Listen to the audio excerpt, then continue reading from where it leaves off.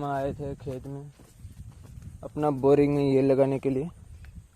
लोग सब क्या करते हैं, बिना पूछे ही अपना मशीन लगा लेते हैं और बोरिंग में कचरा। आप देख सकते हैं हम आ गए अपने खेत में।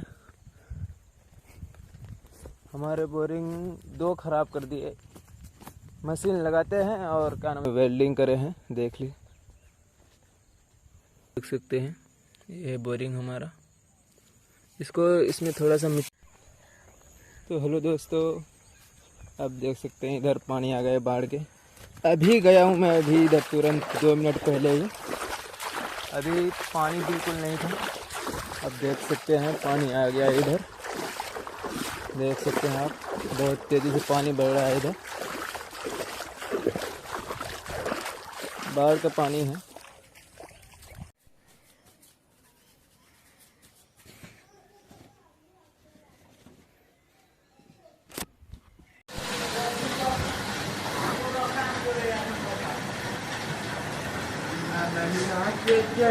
चुरा लो